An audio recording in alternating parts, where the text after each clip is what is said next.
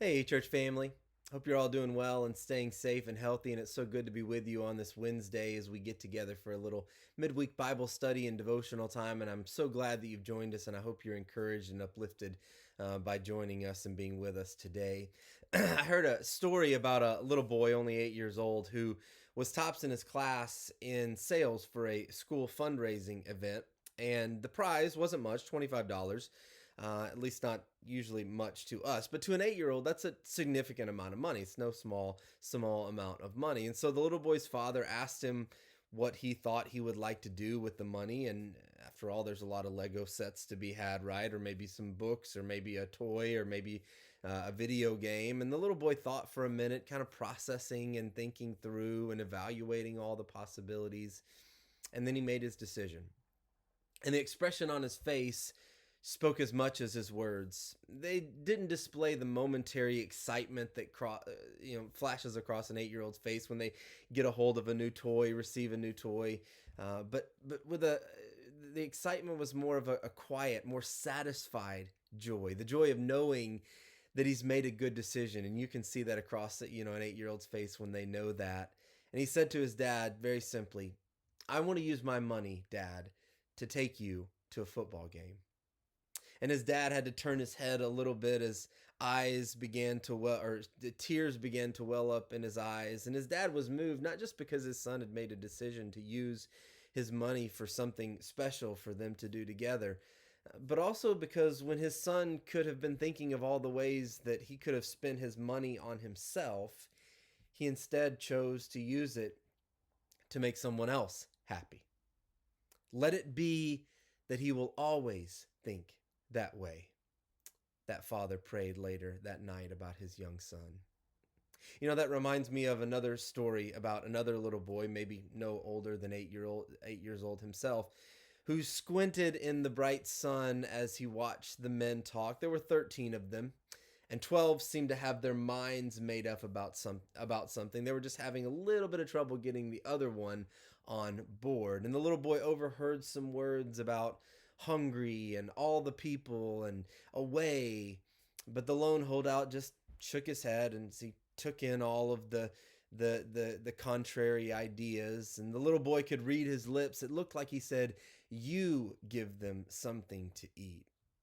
And then they looked at each other, at the ground, at the huge crowd spread out on the hillside below them. They scowled, they frowned. One of them threw up his hands in the air in exasperation. But the one they were trying to convince had this interesting expression on his face, as if he was enjoying all of this. And as if he knew the little boy had been eavesdropping, the man looked right at him, smiled, and winked.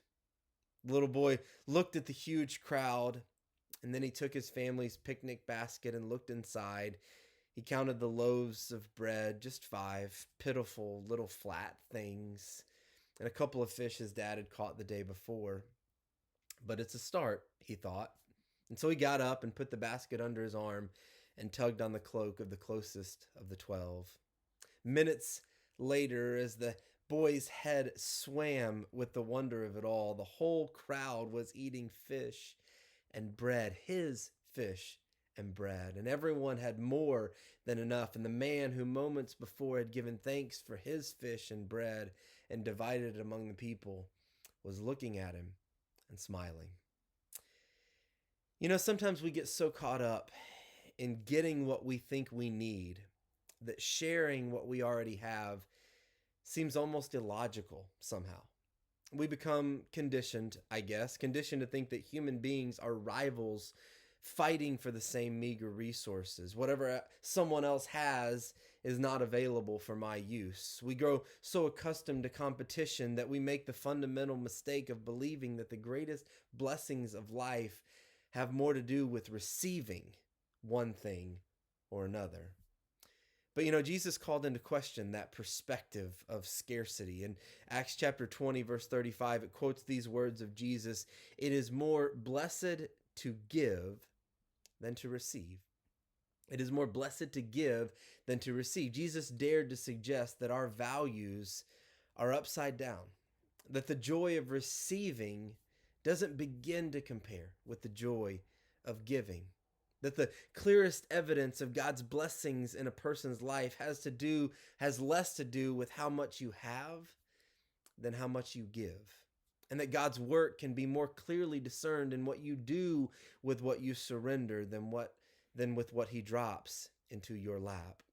It is more blessed to give than to receive really is a revolutionary statement that calls into question the economic realities under which we mostly operate most of the time.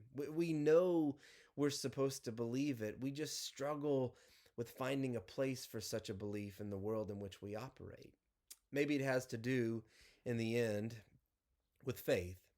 People who choose to define blessedness by what they give and not by what they receive do so because they believe that in one way or another, there's enough for everyone to enjoy. Often I think they share because they believe that life does not consist in the abundance of possessions, as Jesus says in Luke chapter 12, verse 15, or that people do not live on bread alone, as he says in Luke chapter 14 or Luke chapter 4, verse 4. Where others fear shortage, these people see God's grace and abundance. Where others give in to the impulse to hoard, they are ruled by the generosity of the Holy Spirit. Where others clutch their possessions more tightly out of fear, their hands are open by the sharing nature of the one who opened his hands to the nails for us. And make no mistake, this sharing thing is a risky proposition. What if, after all, the world is right? What if you share and then wherever and whenever the accounting is done, it turns out that you don't have enough? What if you don't get your Legos or your toys or whatever it is? What if no one passes a portion of your bread and fish back to you?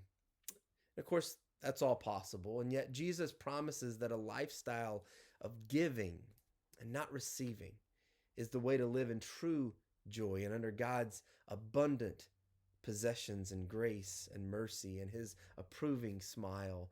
And so maybe blessedness isn't what we think it is. It strikes me that Jesus never lived a life of plenty, and yet he spoke of God's blessings as if he knew it firsthand.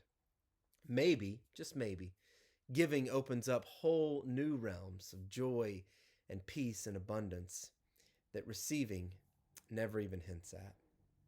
There's only one way to find out, of course. Go and find a thing and a way and a place to give. Time, energy, possessions, resources, talents, money, of course, food. Find your basket of loaves and fish, your $25 or whatever it may be, and give it to your Father. And then watch as he makes someone else's day with it. Hope you have a blessed day. God bless.